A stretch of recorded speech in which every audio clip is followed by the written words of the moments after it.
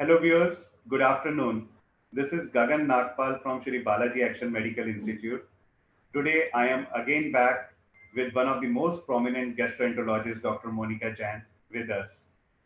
Dear friends, today we are here to understand about the liver disease.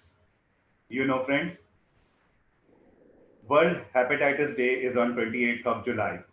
And today Dr. Monica Jain, who is the most senior gastroenterologist and one of the first DM gastroenterologists from the Delhi University, female gastroenterologist from the Delhi University is with us. She is a senior consultant and chief of gastroenterology in Shri Balaji Action Medical Institute. She is known for her extraordinary skills for doing the GI interventional procedures, and today with us to tell us about the hepatitis disease. Welcome to this program, ma'am.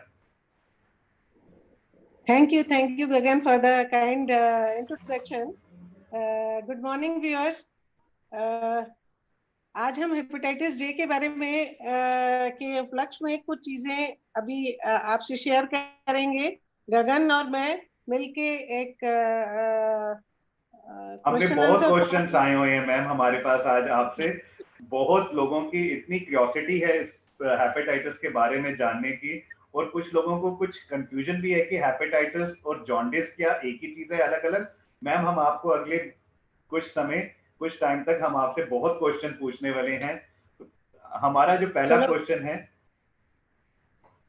कि ma'am ये hepatitis है क्या है? Gagan, hepatitis is basically inflammation of liver. Inflammation का मतलब होता है कि लिवर के अंदर स्वेलिंग आ जाना, ठीक है। तो ये स्वेलिंग जो है और इन्फ्लेमेशन को ही हम हेपेटाइटिस कहते हैं। ये हेपेटाइटिस बहुत इंपॉर्टेंट डिजीज है क्योंकि लिवर हमारे शरीर का एक बहुत इंपॉर्टेंट ऑर्गन है। हमें पता होना चाहिए कि भी ये एक तरह का पावर हाउस है हमारे शरीर में, जो ये काम करता है कि हमारे बॉडी में जो हमें एनर्जी चाहिए होती है, हम जो खाना खाते हैं उसको पचाने का काम, हमारे जो बॉडी में ब्लड शुगर का कंट्रोल होता है, हमारे बॉडी में जो प्रोटीन्स बनते हैं, अमाइनो एसिड्स का मेटाबॉलिज्म है, फैट्स का, विटामिन्स का, इनफैक्ट सारे मेटाबॉलिज्म हमारे लिवर के थ्रू ही होते हैं।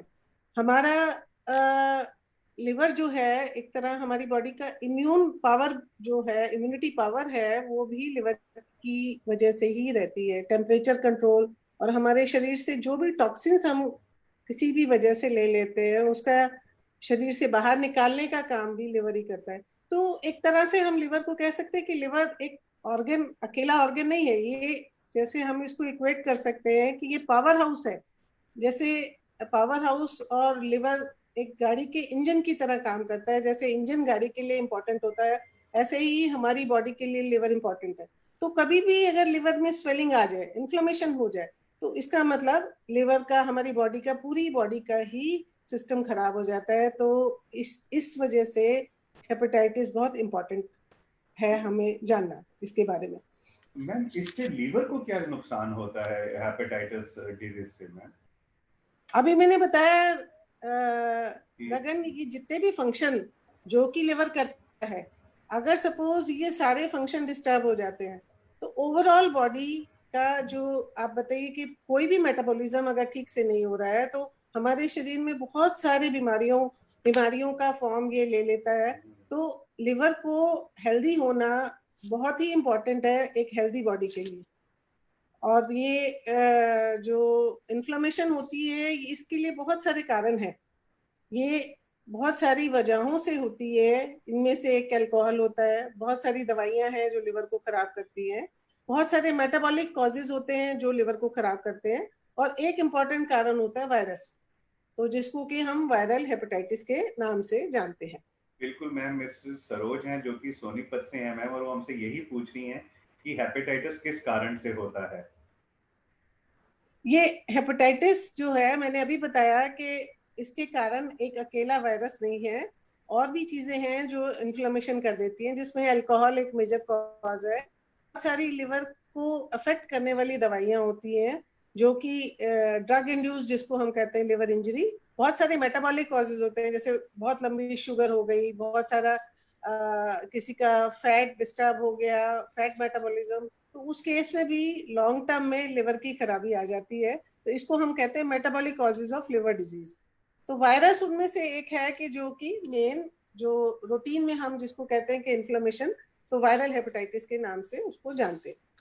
मैम फिर आप हमें ये भी बताएं कि वायरल हेपेटाइटिस क्या चीज है। अभी तो हम आपसे हेपेटाइटिस समझते हैं, हम आपसे वायरल हेपेटाइटिस क्या चीज होती है मैम, ये क्या देखो, इन्फेक्शन? ऐसे ना 4-5 तरह के वायरस होते हैं, hepatitis A, B, C, D और ई, मतलब ये इनको अलग अलग नाम दिए गए हैं। तो इनसे जब इन्फ्लेमेशन हमारे लिवर में होती है तो उसको हम वायरल हेपेटाइटिस कहते हैं। नॉर्मल जॉन्डिस जिसको कहते हैं, जैसे लोग कहते हैं कि हमें नॉर्मल जॉन्डिस हो गया है, तो जनरली जिसको नॉर्मल जॉन्डिस बोला जाता है वो हेपेटाइटिस ए और ई की वजह से होता है। ये जो कॉमन है ए और ई वाला जो वायरस है, ये लिवर को अफेक्ट करता है। तो इसको हम नॉर्मल जॉन्डिस की तरह से जैसे कहते हैं ना, जॉन्डिस फैल गया, उस कम्युनिटी में फैल गया, तो ये जनरली ए और ई की वजह से होता है। और मैम ये आपने ए और ई बताया, तो क्या इसमें कुछ और भी क्या हेपेटाइटिस होते हैं, बी सी क्या? देखिए, ए और ई जो नॉर्मल जॉन्डिस मैंने बताया, ये जो खाने पीने से, जो खराब खाने पीने की वजह से हो जाता है, जैसे जो कंटेमिनेटेड फूड है, वाटर है, और इन्फेक्टेड फूड हैंडलिंग की वजह से होता है, वो ए और ई वाला होता है। तो इसका जो ये रहता है कि ए वाली वैरायटी जनरली बच्चों में होती है, ई वाली वैरायटी बड़ों में होती है। इनका दोनों के सिम्टम ऑलमोस्ट सेम होते हैं। पेशेंट को आया, 2-4 दिन भूख नहीं लगी, जॉन्डिस हो गया, फिर धीरे धीरे करके 4-6 हफ्ते में जॉन्डिस ठीक हो जाता है। तो ये होता है सेल्फ लिमिटिंग डिजीज, कि भाई अपने आप आई, शरीर ने उसको फाइट किया और शरीर ने उसको निकाल दिया। एक बार जब ये ए और ई वायरस हमारी बॉडी में आ जाते हैं और बॉडी उसको एक बार निकाल देती है, तो हमारी बॉडी में उसके अगेंस्ट लाइफ लॉन्ग इम्यूनिटी बन जाती है। दैट मीन्स वो वायरस अब हमारे शरीर में दोबारा अफेक्ट नहीं करता। और जनरली ऐसे केस में ए वाले के लिए तो हमारे पास वैक्सीन भी अवेलेबल है कि भी हम बच्चों को जनरली देते रहते हैं कि भी ए वाला वायरस ना लगे। बट ई के लिए कोई अभी तक वैक्सीन नहीं है। ए के लिए वैक्सीन है, और इनकी प्रिवेंशन जो होती है ए और ई को, हम बेसिकली जनरल हाइजीन को अगर इम्प्रूव कर ले, क्योंकि इसका जो ट्रांसमिशन है वो खराब खाने से, खराब पानी, गंदा पानी पीने से, या जो गंदे हाथों से हम खाना खा ले, तो उसकी वजह से ही ये एक जगह से दूसरी जगह, एक व्यक्ति से दूसरे व्यक्ति को लगता है। तो इसका जो मेन प्रिवेंशन भी है, वो हम अगर सपोज हम जनरल हाइजीन इंप्रूव कर देते हैं, सैनिटेशन इंप्रूव कर देते हैं, स्टैंडर्ड जो प्रैक्टिसेस ऑफ फूड हैंडलिंग है, अगर वो हम इम्प्रूव कर देते हैं, तो ए और ई से हम बचाव कर सकते हैं। और जनरली ये सेल्फ लिमिटिंग डिजीजेज हैं, अपने आप ठीक हो जाती हैं। जनरली 4 से 6 हफ्ते लगते हैं, और इसमें अगर हम सिम्टोमेटिक ट्रीटमेंट ही पेशेंट को दिया जाता है, और मोस्टली पेशेंट 99% पेशेंट इसमें रिकवर कर जाते हैं। तो ये तो हुई एक्यूट हेपेटाइटिस, जो कि जिसको हम नॉर्मल भाषा में नॉर्मल जॉन्डिस बोलते जॉन्डिस हैं। कहते हैं। हाँ जी, हाँ जी। मैम आपने मैम इसमें हमें बताया ए और ई, और इनमें अंतर भी आपने हमें बताए। मैम हम आपसे सी और डी के बारे में पूछना चाहेंगे, लेकिन उससे पहले हम ये भी पूछना चाहेंगे कि मैम कौन सा हेपेटाइटिस वायरस हमारे लीवर को इसमें नुकसान ज्यादा देता है? देखो, जो ए और ई वाले वायरस है ना, वो शॉर्ट लिव्ड वायरस है। शॉर्ट लिव्ड का मतलब है वो आते हैं, डैमेज करते हैं टेम्परेरी, और वो हमेशा के लिए निकल जाते हैं।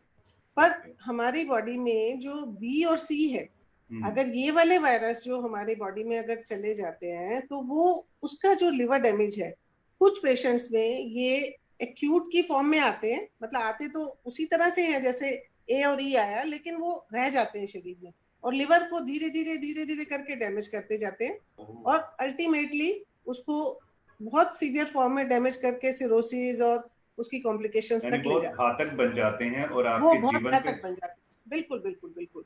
मैम क्या हम आज के दिन आप हमें मैम इस पे भी बताएं कि इनके सिम्टम्स क्या हैं और क्या साइंस हैं, जो कि एक लेमैन को पता चले और वो इससे अपने आप को जांच सके कि हाँ ये मुझे सिम्टम्स आ रहे हैं, तो मुझे ये गैस्ट्रोएंटरोलॉजिस्ट के पास ही जाना चाहिए। देखो, सिम्टम्स और साइंस जो इसके हेपेटाइटिस बी और सी, ये इसको ना नॉर्थ इंडिया में कुछ लोग काला पीलिया के नाम से भी जानते हैं। हाँ हाँ बिल्कुल मैम, हम बचपन में सुनते थे ये काला हाँ पीलिया। कि काला पीलिया हो गया, ये जो हाँ ऐसा आप कहें कि भी इसमें कालापन क्या है, ऐसा कुछ नहीं है। हाँ। कालापन, काला रंग कोई ऐसा नहीं है, ये एक तरह के वायरसेस ही हैं जो लिवर को अफेक्ट करते हैं। तो इसकी प्रॉब्लम ये रहती है कि भी इसमें जो कॉम्प्लिकेशन रेट है कि भी ये धीरे धीरे करके कुछ पेशेंट में सीरियस कॉम्प्लिकेशंस ले आती हैं, और पेशेंट जो है कुछ समय पहले तक इसके बारे में इसका कोई ट्रीटमेंट भी अवेलेबल नहीं था, तो इसको काला पीलिया से लोग जानने लगे। तो इसके जो साइन एंड सिम्टम्स हैं, अनफॉर्चुनेटली मोस्टली पेशेंट्स जो होते हैं ना, उनमें जो एक्यूट इलनेस आती है वो ऐसे ही निकल जाती है कि माइल्ड सा फीवर आया, फ्लू टाइप इलनेस आई, joint pain, body pain, headache, fever, nausea, vomiting, ये जो 5-7%, 10% में होते हैं। बाकी 90% में एसिम्टोमेटिक चला जाता है कि भी उसको पता ही नहीं चलता मुझे ये वायरस लग गया है। और मोस्टली पेशेंट में ये साइलेंट पड़ा रहता है बहुत सालों तक। जब ये साइलेंट पड़ा है तब उस समय कोई सिम्टम नहीं होगा, पर जब ये वायरस हमारी बॉडी को कुछ डैमेज करने लग जाता है, मतलब लिवर को खराब करने लग जाता है, तो धीरे धीरे करके वो स्टेज आ जाती है कि जब उसको लिवर खराबी के सिम्टम आने लग जाते हैं कि भाई जॉन्डिस आ गया, आपके पैरों में सूजन आ गई, वेट लॉस हो गया, भूख नहीं लग रही है, ब्लड की वॉमिटिंग, कॉम्प्लिकेशन जैसे सिरोसिस आ गई तो उसकी कॉम्प्लिकेशन, बेहोशी आ गई। तो उस स्टेज में काफी बार पेशेंट्स को पता चलता है। और कभी कभी तो इससे भी एडवांस है कि भाई पेशेंट को उसका एक और कॉम्प्लिकेशन कैंसर की फॉर्म में पहुंच गया, लिवर का कैंसर हो गया। और जब वो कैंसर लेके हमारे पास आया और हमने उसको टेस्ट किया, तब पता चला कि उसको हेपेटाइटिस बी या सी था। तो एसिम्टोमेटिक स्टेज से लेके एडवांस लिवर डिजीज से लेके कैंसर तक की भी प्रोफाइल इन पेशेंट्स की हो सकती है। तो आपको ये पता लगाना कि भी इस व्यक्ति को हेपेटाइटिस बी और सी है, आप उसकी शक्ल देख के या कोई और पैरामीटर क्लिनिकली नहीं है जिसको हम देख के बता सके कि भाई ये पेशेंट को ये वायरस है। मोस्टली जो आज की डेट में ये पेशेंट्स पकड़े जाते हैं ना, वो कैसे पकड़े जाते हैं कि भाई नॉर्मल व्यक्ति हेल्थ चेकअप के लिए चला गया, नॉर्मल हेल्थ चेकअप, उसमें चेक हो गया, कोई एग्जीक्यूटिव चेकअप हो गया, कोई जॉब के लिए पेशेंट गया, उसका एग्जीक्यूटिव चेकअप में पकड़ लिया। कुछ फीमेल्स जैसे एएनसी चेकअप होता है, एंटीनेटल चेकअप होता है कि उनका प्रेगनेंसी के दौरान उनके टेस्ट हुए, या पेशेंट का सर्जरी होनी है उससे पहले उनका चेक हो गया। और आजकल कुछ केसेस में क्या होता है कि भी लोग ऐसे फैशन की तरह अपना एलएफटी कराते रहते हैं, उसमें थोड़ा सा एलएफटी मतलब ट्रांस एमिनेजेस ना, एसजीओटीपीटी थोड़े से बड़े हुए आ गए, फैटी लिवर आ गया अल्ट्रासाउंड में, उसका वर्कअप शुरू हो जाता है, तो उस केस में ये फिर पकड़ा जाता है। तो अब इनका पकड़ना एसिम्टोमेटिक स्टेज में अगर हम चेक नहीं कराते तो इम्पॉसिबल है कि भी हम उसको बता पाए। और मोस्टली पेशेंट जिस समय उसके सिम्टम्स आते हैं एडवांस लिवर डिजीज के, तब तक वो उस स्टेज में पहुंच जाते हैं कि उनका क्योर करना बड़ा मुश्किल हो जाता है। तो इसको सस्पेक्ट ही करना पड़ता है कि भी आपने सस्पेक्ट किया, उसको चेक किया और डायग्नोज कर लिया। मैम हमसे इसी इसी बारे में चार लोगों ने अलग अलग क्वेश्चन पूछे हैं, लेकिन वो क्वेश्चन सबका क्या मतलब है मैम आपसे ही हमें पता चलेगा मैम। एक है मिस्टर नरेश, उन्होंने पूछा है इसकी प्रिवेंशन कैसे करते हैं। मिस सीमा है, वो पूछ रही है कि मैम बच्चों में जॉन्डिस जो है वो किस तरीके का होता है और इसकी कोई वैक्सीन भी है क्या। और मिस्टर दीपक है मैम, वो पूछ रहे हैं कि मैम इस वायरस को, वो भी यही पूछे कि इससे प्रिवेंशन कैसे कर सकते हैं मैम। देखो पहले तो उनका ले लेते हैं कि जिसमें वो कह रही है बच्चे को जॉन्डिस कौन सा होता है। जो हाँ बच्चों में जनरली जॉन्डिस होता है ना, वो मोस्ट कॉमन हेपेटाइटिस ए की वजह से होता है, आता है बॉडी में रहता है और थोड़े दिन में चला जाता है। बिल्कुल। ठीक है, तो ये वाला तो सेल्फ लिमिटिंग डिजीज है और मोस्टली अनकॉम्प्लिकेटेड निकल जाता है, और इसके लिए वैक्सीन अवेलेबल है। काफी पीडियाट्रिशियन तो आजकल बच्चों को देते ही रहते हैं, पर अगर नहीं दे तो भी ये मोस्टली केसेस में इन्फेक्शन निकल जाता है। दूसरा जो सवाल है वो ये कह रहे हैं कि भी प्रिवेंशन कैसे करें हम। हम्म। इसके लिए प्रिवेंशन के लिए ना, हेपेटाइटिस बी सी के लिए हमें ये इम्पोर्टेंट समझना पड़ेगा कि ये वायरस एक व्यक्ति से दूसरे व्यक्ति में जाता कैसे है।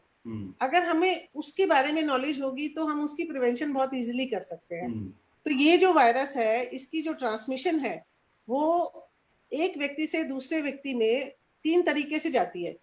एक तो होता है कि भाई ये इन्फेक्टेड ब्लड और ब्लड के प्रोडक्ट से जाती है। तो जैसे अगर सपोज किसी को एक इन्फेक्टेड ब्लड लग गया सर्जरी के दौरान या किसी भी वजह से, तो उससे जा सकता है।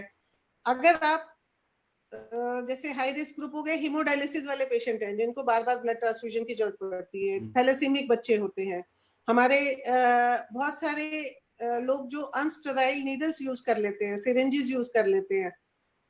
कुछ पेशेंट्स में जैसे आप समझिए डेंटल ट्रीटमेंट के लिए जा रहे हैं और वो जो नीडल है एक व्यक्ति से दूसरे व्यक्ति में, जो इन्फेक्टेड व्यक्ति की नीडल है वो दूसरे में, मतलब कहीं पे भी अगर हमारा ब्लड का कांटेक्ट आ गया, let it be a razor also, अगर सपोज कोई इन्फेक्टेड व्यक्ति का रेजर यूज करता है दोबारा, तो उस केस में वो ट्रांसमिट ये डिजीज हो सकती है।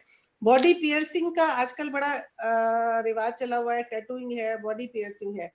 तो अभी बहुत सारी जगह ये रेगुलेटेड प्रैक्टिसेस नहीं है, तो सेम निडल एक व्यक्ति से दूसरे व्यक्ति को लग जाती है, उससे भी ये ट्रांसमिशन हो जाता है। हमारे कुछ व्यक्ति जो है जो आईवी ड्रग्स लेते रहते हैं, ड्रग अब्यूजर्स जिनको कहते हैं, उनमें ये बड़ा कॉमनली मिल जाता है। तो एक रूट तो हो गया इसी वजह से। सेकेंड रूट हो गया कि भी अगर सपोज मदर इन्फेक्टेड है, मदर से चाइल्ड को जा सकता है। ये हेपेटाइटिस बी और सी की ट्रांसमिशन मदर टू चाइल्ड भी होती है। तीसरा रूट जो इसमें लिखते हैं कि भी अनप्रोटेक्टेड सेक्स, सेक्सुअल रूट भी इसका एक ट्रांसमिशन का मेन कारण रहता है। तो अब हमें जब इसके बारे में रूट्स पता है, तो हम उस केस में प्रिवेंशन भी उसी फॉर्म में करेंगे कि भाई हम प्रिवेंशन में क्या कर सकते हैं कि भी हम जो ब्लड ले रहे हैं वो सेफ्टी वाला हो, इन्फेक्टेड नीडल्स वगैरह ना यूज करें एक से दूसरे में, जो पर्सनल चीजें हैं जैसे रेजर हो गया, नेल कटर हो गया, शेविंग का किट हो गया, ये इस तरह की जो चीजें हैं, टूथ ब्रशेज हो गए, ये सब शेयर ना करें। अगर किसी फैमिली में कोई व्यक्ति इन्फेक्टेड है तो दूसरा व्यक्ति उसकी चीजें ना यूज करे। अगर suppose for hepatitis B, B और सी में ना ये एक अंतर है कि बी के अगेंस्ट हमारे पास बहुत ही इफेक्टिव वैक्सीन अवेलेबल है। तो अगर हम उस वैक्सीन को आज की डेट में 3 डोज में ले लेते हैं, तो वो ऑलमोस्ट 90% केस में हमें प्रोटेक्शन प्रोवाइड करती है। उसके इसमें क्या है कि ये प्रोटेक्शन जो है काफी हद तक लाइफ लॉन्ग रहती है। और अभी जितने भी बच्चे हमारे 2001 के बाद बॉर्न हुए हैं इंडिया में, उनको तो यूनिवर्सल वैक्सीनेशन में ही इस प्रोग्राम को डाल दिया गया है। पर जो उससे पहले बॉर्न हुए हैं, तो उनको जो है अपना ये वैक्सीनेशन वाला प्रोग्राम को पूरा करते रहना चाहिए ताकि इम्यूनिटी बनी रहे, और अगर हम उससे इन्फेक्ट भी होते हैं तो हमें उस चीज से बचाव हो सके।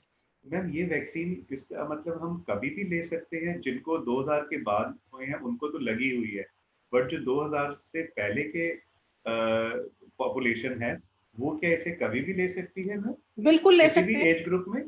ये इसके लिए कोई एज बार नहीं है, कोई भी व्यक्ति इसको ले सकता है। 3 डोज की शेड्यूल होती है और बड़ी इजी है, बड़ी कॉस्ट इफेक्टिव भी है।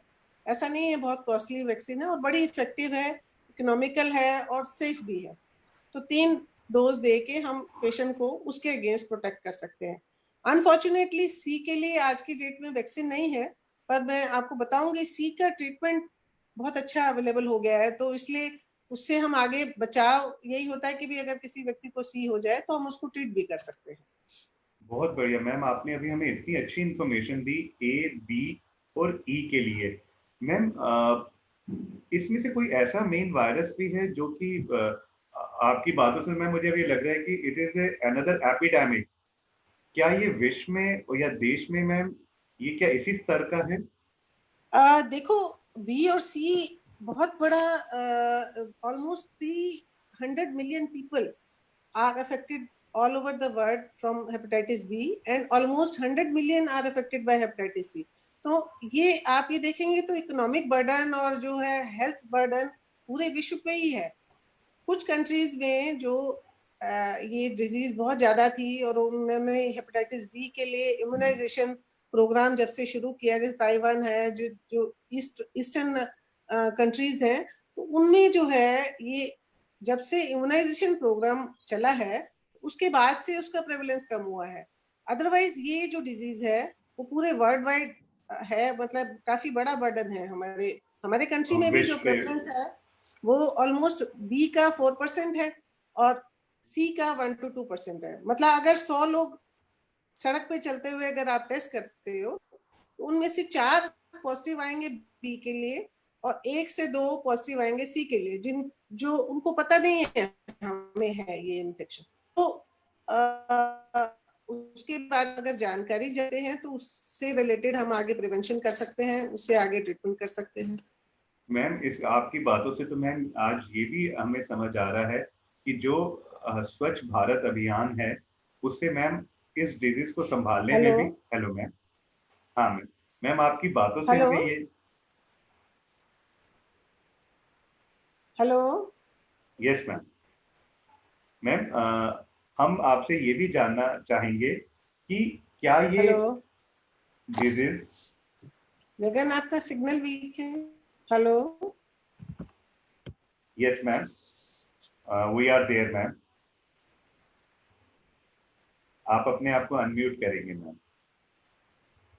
हाँ हाँ जी, मैम आपके हेलो आज, हाँ जी मैम, हाँ हाँ बताइए। मैम इसका मतलब कि मैम जो स्वच्छ भारत अभियान भारत सरकार ने चलाया है उससे हम एटलीस्ट ए और ई के लिए तो मैम हम काफी उससे अपने आप को बचा पाते होंगे क्योंकि ये हाइजीन की वजह से वायरस है मैम। बिल्कुल बिल्कुल बिल्कुल, आपने बिल्कुल सही समझा। ए और ई का बचाव हाइजीन से है, और बी के बचाव जो करना है आपने बी का अपनी बचाव वैक्सीन से है, वैक्सीन से है।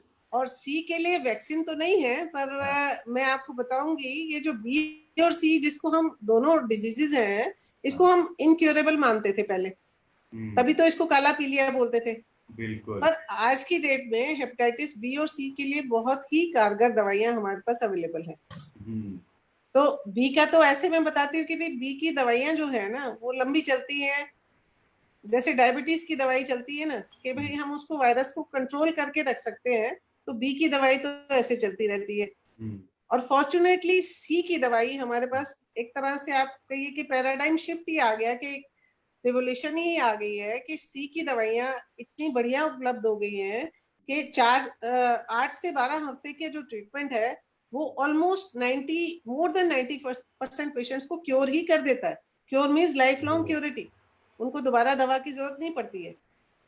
तो अगर सी पकड़ा जाए तो सी को तो ट्रीट ही कर लो, बी बिल्कुल भी मैम, जल्दी पकड़ा जाए तो उसको भी ट्रीट कर दो, कंट्रोल कर लो।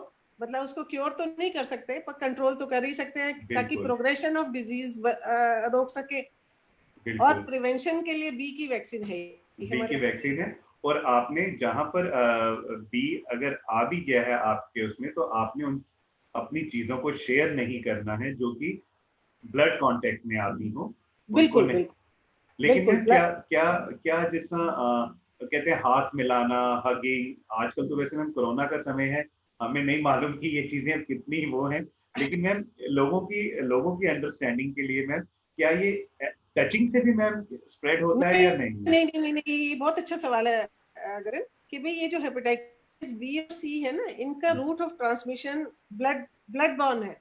तो जहां ब्लड का कांटेक्ट होगा वहीं होगा।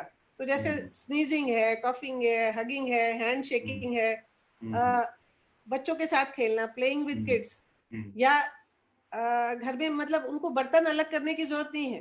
हम्म, ये बड़ा कॉमन प्रॉब्लम है, कई बार हम हम्म, देखते हैं कि भी पेशेंट आके हमें बताते हैं कि भी जैसे ही हमें ये बीमारी पकड़ी गई हम्म, हमारे घर वालों ने हमारे बर्तन अलग कर दिए। मतलब हम्म, ये बर्तन अलग बर्तन की वजह से नहीं हो सकता हम्म। एक से दूसरे को।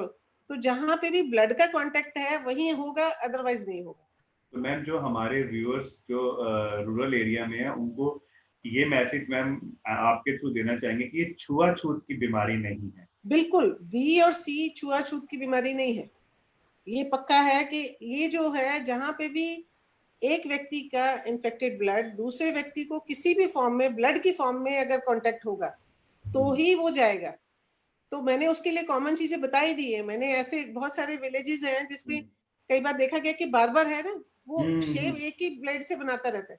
हम्म, तो ऐसे भी हमने देखे कि पूरी पूरी फैमिली पॉजिटिव हो गई, बिल्कुल कि मैम। एक व्यक्ति पॉजिटिव था, सेम रेजर यूज करते थे, वो सारे के सारे भाई पॉजिटिव हो गए। तो ये सब जो पर्सनल चीजें हैं उनको शेयरिंग ना करी जाए, ठीक है। और जहाँ पे भी अगर आप कोई मेडिकल फैसिलिटी लेते भी हैं तो जिसमें जहाँ नीडल और इंजेक्शन या कोई भी इंस्ट्रूमेंट जैसे डेंटल ट्रीटमेंट के लिए जो भी चीज यूज हो रही है उसकी प्रॉपर स्टरलाइजेशन वो आप इंश्योर करें। और जैसे टैटूइंग वाला जो आजकल जो फैशन है उसमें भी प्रॉपर आप देख लीजिए कि भी वो जो नेडल यूज हो रही है आपके काम के लिए, एक्यूपंक्चर के लिए या बॉडी पियर्सिंग के लिए, वो भी प्रॉपर होनी चाहिए। और unprotected sex which is a very common mode of transmission of hepatitis B and C, that should be avoided. Ma'am ये पता कैसे चलता है, आपने ए और ई के बारे में तो हमें बताया, बी एंड सी की मैम कैसे पता चलता है कि ये हो गया है ये वाला हेपेटाइटिस? देखो होने का तो मैंने बताया ना, क्योंकि ये जो बी और सी है इसको पकड़ना ऐसे आसान नहीं है, क्योंकि ये तो बड़े सालों तक साइलेंट ही चलता रहता है। बिल्कुल जब तक उसको पेशेंट को सिम्टम नहीं आएंगे तब तक आप नहीं बता सकते। पर अगर सपोज माइल्ड से भी किसी भी चीज में, जैसे रूटीन चेकअप में ही पकड़ा गया है, या मैंने बताया एएनसी में पकड़ा जाता है, या कोई हाई रिस्क ग्रुप्स है, ये इंपॉर्टेंट है कि भाई कुछ लोग जो हाई रिस्क ग्रुप में आते हैं, हाई रिस्क में कैसे, कौन से ग्रुप आ गए कि जैसे हेल्थ केयर वर्कर्स है, हेल्थ केयर में डॉक्टर्स हैं, नर्सिस हैं, पैरामेडिकल स्टाफ है, उनको ये वायरस लगने का नॉर्मल पॉपुलेशन से ज्यादा रिस्क है। तो इलिसिट जैसे जो ड्रग अब्यूजर्स हैं, होमोसेक्सुअल्स हैं, जो ये बॉडी पियर्सिंग वाला मैंने बताया, या ऐसे लोग जिनको बार बार ब्लड ट्रांसफ्यूजन की जरूरत पड़ती है, हीमोडायलिसिस वाले हैं, थैलेसीमिक बच्चे हैं, या हीमोफिलिक्स हैं, तो इनका जो चेकिंग बहुत इंपॉर्टेंट है कि भी आप उनको बार बार बी और सी के लिए चेक करते रहो। एक ये देखा गया है कि किसी अगर परिवार में एक व्यक्ति को हेपेटाइटिस बी या सी है तो उनके जो फैमिली कॉन्टेक्ट्स हैं उनमें इसका जो प्रेवलेंस है वो नॉर्मल पॉपुलेशन से ज्यादा पाया जाता है, तो स्पेशली जो स्पाउस है। तो इसलिए अगर सपोज हमने एक व्यक्ति को पकड़ लिया कि भाई ये पॉजिटिव है, तो हमें ऐसा करना चाहिए कि उसके सारे परिवार को ही टेस्ट करा दो। सपोज मदर एक पॉजिटिव आई, 40 साल की एज पे हमने उसको पकड़ा कि भी वो पॉजिटिव है, तो उसके बच्चों को भी चेक कर लो। हो सकता है कि मदर को बाय बर्थ हो और उसने आगे अपने बच्चों को ट्रांसमिट कर दिया हो, या अपने हस्बैंड को ट्रांसमिट कर दिया हो, तो ऐसे वाला ग्रुप को भी चेक करना चाहिए। कुछ बेबीज हैं जिनका, जिसके हमें पता है कि मदर पॉजिटिव थी डिलीवरी से पहले, तो उनके बच्चों को आगे चेक कर लेना चाहिए। तो ये जो हाई रिस्क ग्रुप है इनको तो चेक ही कर लेना चाहिए। अदरवाइज भी एक सिंपल, मतलब इसको टेस्ट करना कोई बहुत मुश्किल नहीं है, तो जो भी अगर चाहे तो इसको टेस्ट करके अपने बारे में अवेयरनेस कर सकता है कि भी ये इन्फेक्शन है कि नहीं। तो मैम अगर आज की डेट में अगर हम बोले या आज हेपेटाइटिस डे आ रहा है, तो क्या हम अपील कर सकते हैं कि कि कौन सा एक टेस्ट कराना चाहिए जिससे बी एंड सी के बारे में लोगों को अपने बारे में पता चल जाए? कुछ ऐसा भी में कोई रैपिड टेस्ट होता है या कुछ? हाँ, ये बहुत सिंपल सा रैपिड कार्ड टेस्ट होता है हेपेटाइटिस बी और सी के लिए, जिसका रिजल्ट विद इन 10 से 15 मिनट में अवेलेबल हो जाता है। तो इसमें HBS एंटीजन कहते हैं और anti-HCV एंटीबॉडी, ये 2 टेस्ट होते हैं जो जिनके लिए कार्ड टेस्ट अवेलेबल है। तो आप करा के उसको कंफर्म कर सकते हैं कि भी ये इन्फेक्शन है कि नहीं। ये बहुत सिंपल काम। मैम मिस्टर अरोड़ा है जो वही अभी पूछ रहे हैं कि मैम अगर एक बार ये बी एंड सी का टेस्ट करा लिया और वो नेगेटिव आता है, तो क्या इसको हमें हर साल रिपीट भी कराना चाहिए या ये लाइफ टाइम रहता है इसका? देखिए, एक बार आपने करा लिया, आप नेगेटिव हैं, तो नेक्स्ट टाइम आपको तभी कराना है अगर आप किसी हाई रिस्क प्रैक्टिसेस में इन्वॉल्व है। सपोज आपको बार बार ब्लड चढ़ता रहता है, जैसे आपकी डायलिसिस हो रही है, जिसको हर महीने 4 ब्लड चढ़ रहे हैं, 2 ब्लड चढ़ रहे हैं, तो उसको बार बार चेक कराना पड़ेगा। या कोई सपोज आईवी ड्रग अब्यूजर है और वो कहता है जी मुझे चेक करिए, तो उसको तो कराना ही पड़ेगा। नहीं तो अदरवाइज एक बार अगर आपने स्क्रीन करा लिया तो फिर ऐसे बार बार कराने की जरूरत नहीं है, अनलेस आप कोई कारण जिसमें हाई रिस्क प्रैक्टिसेस में आप लगे हुए हैं, तब आप सोचे कि जी मेरे को हो जाएगा। मैम क्या इससे हेपेटाइटिस के किसी भी रूप की वजह से क्या कैंसर जैसी घातक बीमारी का भी क्या डर रहता है या कुछ? देखो, ये हेपेटाइटिस बी और सी ना ऐसा इन्फेक्शन है कि जिसमें अगर ये परसिस्ट कर गया, क्रॉनिक फॉर्म में चला गया, मतलब 6 महीने से ज्यादा वायरस अगर बॉडी में रह गया, तो वो जाके लिवर को धीरे धीरे इन्फ्लेमेशन की फॉर्म में आता है, फिर फाइब्रोसिस हो जाती है, फाइब्रोसिस होके सिरोसिस हो जाती है, और उसके कुछ फ्रैक्शन ऑफ परसेंटेज में कैंसर भी डेवलप हो जाता है। तो आप ऐसे कहेंगे कि भी सबको कैंसर होएगा, ऐसा नहीं है, पर डेफिनेटली जो पेशेंट को ये बी और सी में जो कैंसर का प्रेवलेंस है वो नॉर्मल पॉपुलेशन से ज्यादा है। और बी में तो ऐसा भी देखा गया है कि पेशेंट को वायरस बॉडी में इनएक्टिव पड़ा हुआ था, मतलब नॉन एप्लीकेटिव स्टेट में था, पर 15 साल बाद सीधा उसको कैंसर की फॉर्म में वो सामने आ जाता है। तो अगर किसी को बी और सी हम डायग्नोज कर लेते हैं तो और ट्रीट भी कर देते हैं, तो भी इनका फॉलोअप जरूरी है। जैसे बी का तो स्पेशली कि भी आप उसको फॉलोअप करिए कि भी आगे हर 6 महीने पे, साल पे उसको एक अल्ट्रासाउंड और उसका अल्फा फीटोप्रोटीन कुछ स्पेशल टेस्टिंग होती है जिसमें हम इसको एचसीसी स्क्रीनिंग के लिए करते हैं कि अगर आपने ट्रीट भी कर दिया तो भी आपको 6 महीने से साल में उन मरीजों को स्क्रीन कराते रहना चाहिए कि भी कोई कैंसर तो नहीं डेवलप हो रहा। मैम इसी में ही मैम मिसेस वर्षा है जो पूछ रही है कि मैम उनकी कोई फ्रेंड है जो कि प्रेग्नेंट है और उसको लीवर की कोई बीमारी है, मुझे ये तो नहीं पता कि क्या है। तो अगर वो जॉन्डिस या हेपेटाइटिस से कह रहे हैं, तो ऐसे अगर है तो क्या वो उनके बच्चों को भी जा सकती है मैम, और क्या हम उसे प्रिवेंट कर सकती हैं? देखो ये बहुत ही अच्छा सवाल है कि अगर मदर पॉजिटिव है ड्यूरिंग प्रेगनेंसी तो उसमें बच्चे को ट्रांसमिट ये वायरस हो जाए, इसकी काफी पॉसिबिलिटी होती है।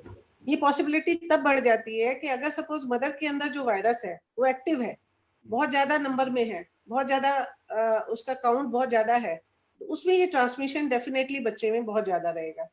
ये बी के लिए तो बहुत ही ज्यादा महत्व रखता है। तो उस केस में हम क्या करते हैं कि बी का वायरस का जो चेकिंग है, हम मदर की चेकिंग करके रखते हैं कि अगर सपोज वायरस बहुत ज्यादा मात्रा में है तो हम थर्ड ट्रिमेस्टर में कुछ ऐसी दवाइयां उपलब्ध हैं कि लास्ट के 3 महीने में हम वो दवाइयां पेशेंट को खिला देते हैं, मदर को, ताकि वो वायरस का काउंट मदर में कम हो जाए और जब वो ट्रांसमिशन का रेट बेबी में कम हो जाए। दूसरी चीज, जैसे ही बच्चा बॉर्न होता है तो न्यू बॉर्न को हम हेपेटाइटिस बी की वैक्सीन और इम्यूनोग्लोबुलिन का injection at the time of birth ही दे देते हैं ताकि उसका ट्रांसमिशन रेट कम हो जाए। तो बी बी के लिए तो हमारे पास ये है। सी की ट्रांसमिशन होती तो है, 5 to 6% सी की भी होती है, पर एज सच कोई अभी हमारे पास दवाइयां नहीं है जो सेफ दवाइयां जो हम प्रेगनेंसी के दौरान सी वाले मदर्स को, मतलब जो मदर्स जिनको सी है वो दे सकें। बट आगे हम उन बच्चों को फॉलो अप जरूर कर सकते हैं कि भी किसी को ये लगा कि नहीं लगा, क्योंकि आज की डेट में वैक्सीन नहीं है हमारे पास के लिए। मैम ये मिस्टर राम प्रताप हैं, कहते हैं कि हम हमारे गांव में जब कभी जॉन्डिस हो जाता है तो वहां पर दूसरी दवाइयां दी जाती हैं। मैम आई थिंक ये ऑल्टरनेटिव मेडिसिन का रोल पूछ रहे हैं कि उनका मैम इस उसमें क्या है, क्योंकि गांव में ये सुविधाएं ना हो तो हमें क्या करना चाहिए। तो मैम आई थिंक आप इसमें उन्हें तो ज्यादा। मैं ये मतलब अल्टरनेटिव मेडिसिन का आपको मैंने अभी बताया कि जो हेपेटाइटिस ए और ई जो कॉमन फॉर्म ऑफ जॉन्डिस है, हाँ। उनमें 98 से 99% सेल्फ रिकवरिंग है। मतलब हम्म। आप कुछ दोगे या नहीं दोगे उसने ठीक होना ही होना है। तो उस केस में अगर आपने दवाई खाई या नहीं खाई तो बहुत ज्यादा अंतर वैसे ही नहीं आना, हाँ। ठीक है ना। तो अब इन पेशेंट्स में जनरली जो जरूरत पड़ती है हमें मेडिसिन की, वो सिम्टोमेटिक मेडिसिन की जरूरत पड़ती है। सपोज पेशेंट को उल्टियां बहुत हो रही है तो उल्टी की दवा देनी है, तो पेट में दर्द है तो मतलब उस तरह से दवा देनी है।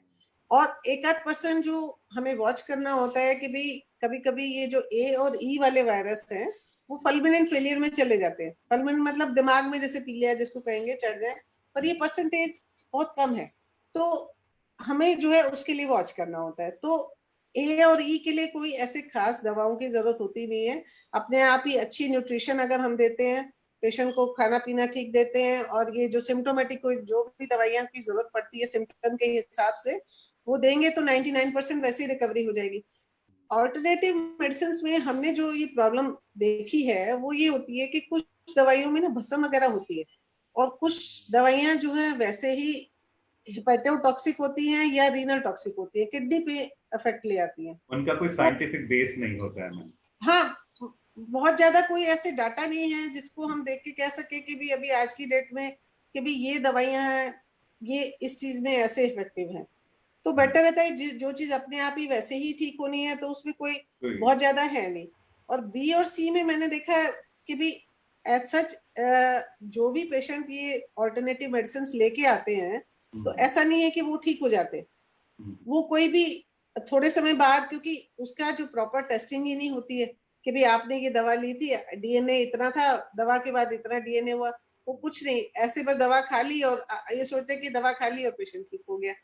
तो उस केस में तो आपको प्रॉपर पहले चेक करें। और वैसे भी मैंने बताया कि बी और सी की तो इतनी इफेक्टिव दवाइयां आ गई हैं कि भी आप प्रॉपर दवाइयां लो जिससे पूरा ठीक ही, सी में तो क्योर ही हो जाना है, बी में भी आपका ऑलमोस्ट 99 और 100% कंट्रोल है दवा से। तो जो साइंटिफिक बेसिस है, जो जिसपे पूरी स्टडीज हैं, तो वो ट्रीटमेंट करना चाहिए। मैम ये तो आज आपने हमें हेपेटाइटिस डे पर इतनी यूजफुल इंफॉर्मेशन दी है हमको, हमारे व्यूअर्स को। Ma'am we are really thankful. लेकिन मैम हम आपसे एक टेक होम मैसेज जरूर लेंगे कि लीवर को कैसे हमने ध्यान रखना है।